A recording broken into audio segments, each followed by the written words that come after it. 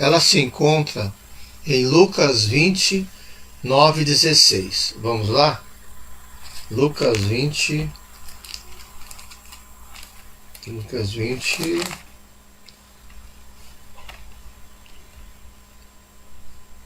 9 e 16. A parábola dos lavradores.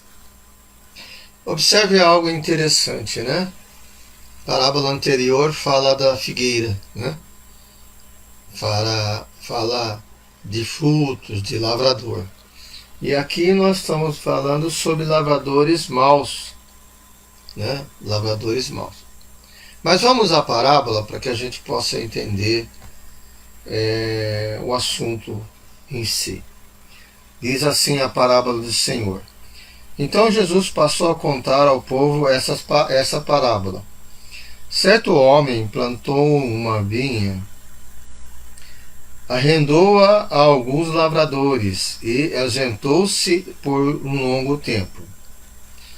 Na época da colheita, ele enviou um servo aos lavradores, para que lhes entregasse parte do fruto da vinha.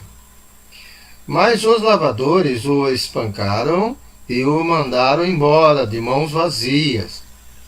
E ele mandou outro servo, mas esse também espancaram e o trataram de maneira humilhante, mandando-os embora de mãos vazias.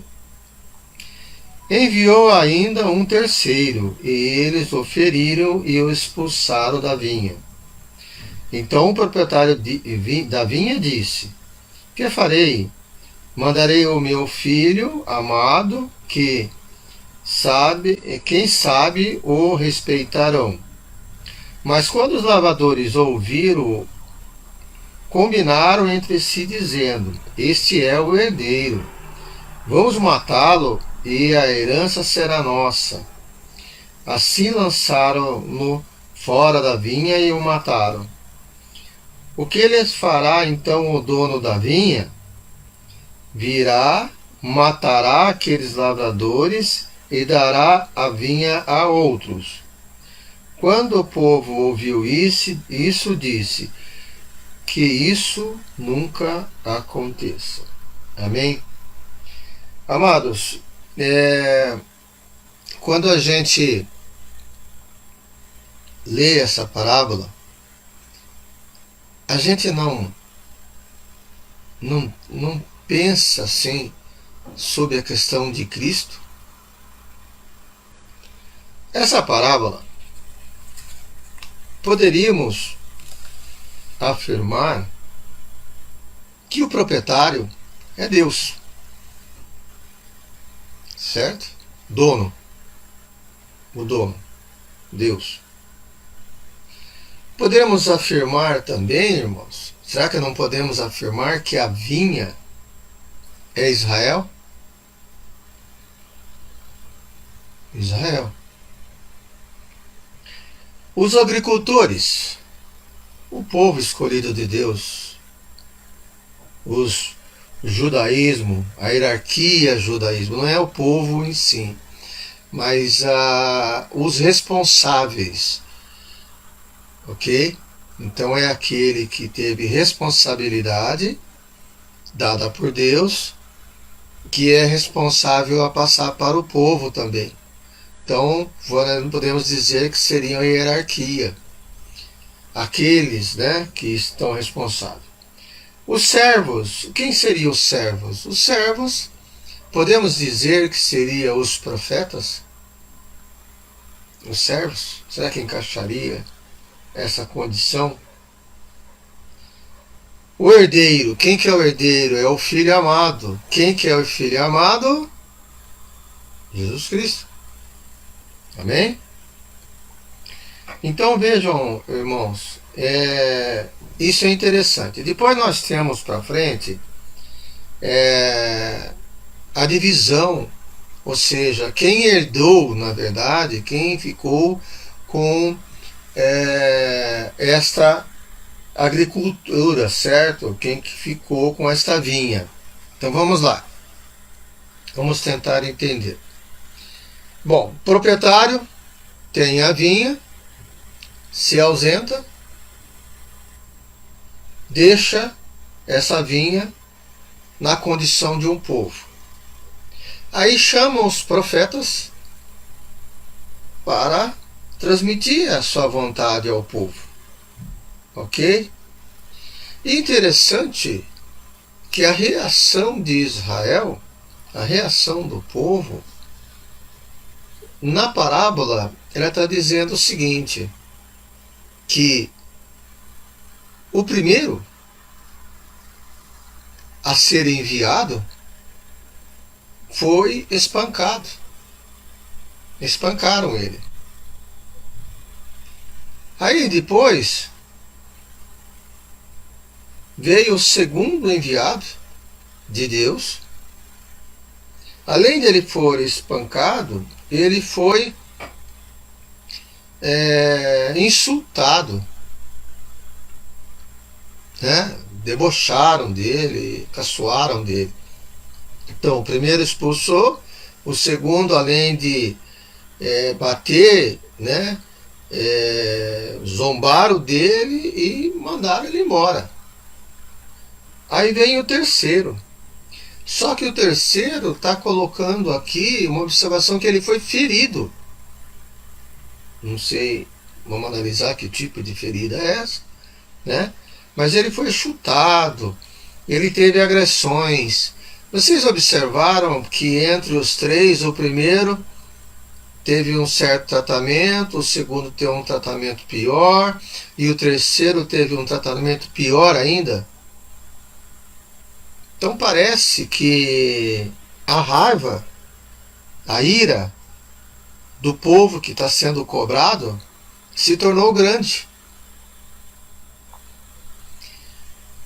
Por que Jesus foi morto? Ok? Por que Jesus foi para a cruz? Tem um fundamento isso. Os próprios seus, aqueles que o condenaram à morte, porque ele incomodou. Ele incomodou uma situação.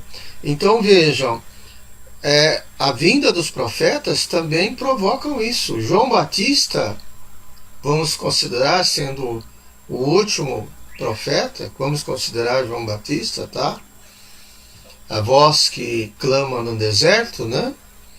Ele veio preparando a vinda de Cristo. Ele foi degolado. Ele foi degolado. Pediram a sua cabeça. Então vejam que a ira diante da apresentação da verdade, para muitos a verdade liberta, e para os outros a verdade ofende. Então é a mesma situação. Esses agricultores, eles estavam querendo tomar posse daquilo que não era deles. É a situação do mundo atual aí, aonde você vê as coisas erradas se prevalecerem em muitos casos, seja caso pessoal, seja casos governamentais, né, religiosos também. É um caos, na verdade, certo? Ou há uma enganação também. Vamos falar na parte religiosa, há enganação na parte religiosa. Lá no templo, na época de Cristo, existia essa enganação. Existia corrupção lá naquela época lá. Existia briga de poder na própria igreja, ali naquela situação toda lá. Ok? Então, se você estudar bem a palavra, você vai ver que isto ocorreu. Ok? E não é diferente de hoje, irmãos. Veja, abra os noticiários, os jornais, e veja quantas atrocidades que a gente está presenciando, que você acha um absurdo. Deus me fez lembrar aqui, uma mulher que teve a luz dentro de um ônibus e jogou o filho pela janela. Dá para aceitar uma situação dessa como normal? Marido matando a mulher? Fazendo atrocidade com crianças, enfim, várias e várias situações nesse mundo? É normal isso? Então nós estamos dentro de uma situação anormal. Nós não somos mais desse mundo, a grande verdade. Se somos cordeiros de Cristo, se tivermos a mente de Cristo, Cristo não é desse mundo, e nós não somos. Nós não pertencemos mais a esse mundo. Nós pertencemos ao mundo celestial. E não dá para que o nosso amor, entendeu, se esfrie. Não dá. Então é uma situação muito complicada. Então havia sim naquela época que Cristo está mostrando essa parábola, nessa condição de que a ira começou a ser aumentada. Tanto é que nós vemos logo a seguir que ele manda um filho amado. E o que eles fazem com esse filho amado? Vamos procurar aqui, irmãos. Quer ver o que ele faz com esse filho amado? Tá aqui. É o herdeiro. Vamos matá-lo e a herança será nossa. Eles pensavam dessa maneira. De alguma maneira eles não pensavam, vamos fazer hipótese, né? Deus mostrou que o dono veio. Ok? O dono veio. O dono veio para reinar. O dono veio para reinar. Então Cristo homem, ele passou por essa situação como filho amado, e com a sua morte o reino se implantou nesse mundo 100%. A questão de você estar envolvido no reino ou não, depende só de você. Ok? Então, por exemplo, eu vejo a pessoa é cheia do Espírito Santo. A pessoa é cheia do Espírito Santo se ela estiver vazia. Porque se ela tiver com algum problema, ela não pode ser cheia. Mas aí isso é impossível? Não. A palavra de Deus diz: sede santo, que eu sou santo. Então, se a santidade é um objetivo que pode ser alcançado, busquemos-la. Ok? Vamos buscá-la. A santidade. A nossa fé é do tamanho de um grão de mostarda. Vamos crescer em fé. Ok? Porque o reino já se estabeleceu aqui entre nós. E como cristão, não podemos achar que essas coisas de atrocidades para aí fora seja normal, irmão. Não é normal. Se nós deixarmos para ser algo normal, nosso coração vai se esfriar, porque a iniquidade vai se aumentando. A destruição das pessoas, e muitas pessoas inocentes. Glória a Deus que esse bebê que foi jogado para fora do ônibus não sofreu nada, o ônibus andando, ok? Jogou pela janela, um caminhoneiro vindo, achou estranho aquele pacote sendo jogado fora do ônibus, parou e encontrou o neném. O neném sofreu umas pequenas variações, mas assim, alguns machucado, claro, né, com a queda, mas ele é pequenininho, é leve, a queda não é, mas não deixa de ser uma queda, né? E glória a Deus que essa criança será uma criança vitoriosa, e oramos para que ela seja bênção para o Senhor, que seja realmente bênção para o Senhor. Então, amados, e aí Deus vem, né? Deus vem, e aí no capítulo, depois que eles mataram o seu filho, aí houve uma situação que se encontra, né, aqui logo no final, né? Vamos pegar aqui, Então o proprietário da vinha disse: que farei? Mandarei meu filho, tal, mas vamos aqui. O que eles farão então o dono, no 15? Assim lançaram-no fora da vinha e o mataram, certo? O filho amado. E o que eles farão então o dono da vinha? Cristo pergunta para o povo, ok? E aí ele mesmo responde, que é uma pergunta: virá, matará aqueles lavradores e dará a vinha a outros. Irmãos, foi levantado algum profeta depois de Cristo? Não. Então, se não foi levantado, nós não temos profeta na terra. Ok? Não temos profeta na terra. Foi levantado algum discípulo depois de Cristo? Depois que Cristo foi? Sim. Lucas, né? E Paulo. Ok? Só que Lucas e Paulo não tiveram contato com Cristo. Certo? Mas aí, Paulo realiza um trabalho e fala o que para nós? Sede imitadores de Cristo como eu sou. E ele se faz como referência.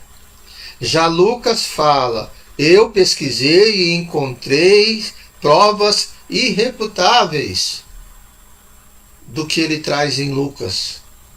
E Lucas depois continua em Atos. Ok? Atos é uma continuação. Eu costumo dizer, irmãos, que nós somos Atos. Então, os maus agricultores, aqueles que manejam mal a palavra, Deus não está com a sua plantação, né? Como é que diz mesmo? A sua vinha, né? A sua vinha exclusivamente para pessoas más, entendeu? Não está mais para pessoas más. Ele está para quem? Ele está para outros. Esse outros somos nós. Então a responsabilidade que ele deu lá para os agricultores sobre Israel, sobre o povo de Deus, ele está dando para nós. Será que eu estou enganado na minha observação? Então vejam bem, amados, estudam bem, vejam que é interessante como Deus trata a sua herança, a sua posse, o seu reino, como Deus trata o seu reino. Trata com pessoas que precisam ter responsabilidade sobre o fruto, ser frutífero. Quantas pessoas você levou a Cristo? Quantas vezes você evangelizou? Quantas vezes você pregou? Quantas vezes você falou do amor de Deus para alguém? Quais são os seus objetivos? Você tem discípulos para você fazer discípulos? Porque ovelha faz ovelha. Você está fazendo alguma ovelha? Então, vejam que são responsabilidades. E vejam que Jesus coloca uma parábola de si próprio. E depois do tempo que virá. Amém? Aí depois, para concluir a nossa live de hoje, passar para os irmãos o seguinte: olha, no final diz assim, o povo diz, né? Que tal coisa não aconteça. Aí fazendo um estudo, né? Fazendo estudo sobre essa parábola, eu tenho uma pesquisa aqui, né, que é o Chaplin, né? E o Chaplin ele não traz assim, quando ele nos ensina, né? Esse livro é muito bom. Algo que ele decide, ok? Ele dá algumas condições. Interessante nesse final aqui, Chaplin diz assim, que esse talvez não aconteçam, seja eles indignados, o povo indignado, eles protestavam, falavam, isso aí é bobagem, isso não é nada, entendeu? Então, alguns autores acham que essa reação de talvez não aconteça seja disso, ok? Já outro diz, a ideia, um protesto também sobre a parábola, que isso não iria acontecer. De forma alguma isso não acontecer. Mas vejam que essas duas observações, eles estão fazendo uma observação literal. Isso que eu entendi. Literal. Na verdade, a gente tá, na nossa condição atual, temos mais visão até do que ele. Mas só o fato de você ter diferença de tratamento, diferença de responsabilidades, né? Maldades ali, da onde era para ter reconhecimento, né? Reconhecimento de que, olha, o dono deixou para mim fazer, então vou retribuir o favor que a pessoa fez. Então isso não tem. Então essas são alguns pontos que a gente tem que observar. Nós observamos de um ângulo diferente, porque nós já conhecemos o que aconteceu com Cristo. Então a gente pode analisar dessa maneira. Mas o povo lá não. E tem um terceiro também que eles entenderam. Mas eles entenderam e consideraram que isso fosse Israel. Veja que já é uma condição de entendimento diferente. É a condição de Israel contra eles, os líderes religiosos. Então eles entenderam, eles começaram a entender, falaram, peraí, parece isso. É isso que Cristo quer. Cristo quer que quando você faça uma reflexão sobre uma parábola, sobre um outro tipo de ensinamento também que ele trouxe, sobre as condições da palavra de Deus, uma análise. Precisa ter uma cosmovisão, precisa ter um andamento assim amplo da parábola. E só você sabe, e o Espírito Santo vos fará lembrar só do que você aprendeu, viu? Fazer lembrar é algo que você aprendeu.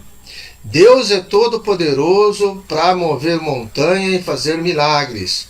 Ou seja, você falar algo que você nunca ouviu. Ele pode, ele tem poder para isso. Mas a palavra que fala lá, que está colocada na palavra, que o Espírito Santo vos fará lembrar. Lembrança é de algo que você já ouviu, já viu. Então, o que é importante você ver? Aprenda. Tenha novo conhecimento. Amplie os seus conhecimentos para que você possa ter interpretação. Às vezes você, não, vou meditar. Não, irmãos. Nós somos privilegiados. Nós temos a internet, nós temos o YouTube, nós temos o livro, nós temos as pregações, nós temos os cursos, enfim, nós temos irmãos nos ensinando. Por que você não vai aprender? Por que você vai dar importância mais à sua vida carnal do que à sua vida espiritual, irmão? É difícil, entendeu? Mas você tem que buscar esses ensinamentos. Amém? Amém, queridos? Então, eu agradeço a oportunidade, tá? Aqui a gente encerra esse estudo.